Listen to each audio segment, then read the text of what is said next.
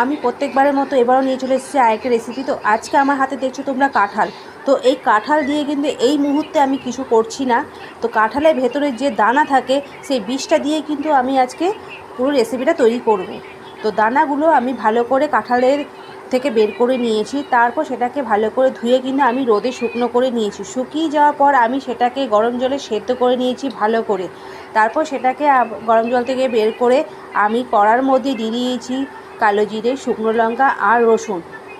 তিনটেকে ভালো করে আমি ভেজে নিয়ে আমি কাঁঠালের দানাগুলো যে আছে সেদ্ধ করা তার সাথে কিন্তু আমি বেটে নিয়েছি। বেটে নেওয়ার পর কড়ার মধ্যে আমি সর্ষের তেল দিয়ে দিয়েছি, তার মধ্যে দিয়ে দিয়েছি আমি যে সব কিছু বেটেছিলাম সেইগুলোকে দিয়ে দিয়েছি, আর দিয়েছি নুন আর হলুদ দিয়ে ভালো করে তেলের মধ্যে নেড়ে চেড়ে নিয়েছি। গরম ভাতের সাথে এত সুন্দর একটা রেসিপি আপনারা কখন কেউ খেয়েছেন কি? যদি না খেয়ে থাকেন একবার খেয়ে দেখুন, এটা কিন্তু অনেক পুরনো রেসিপি।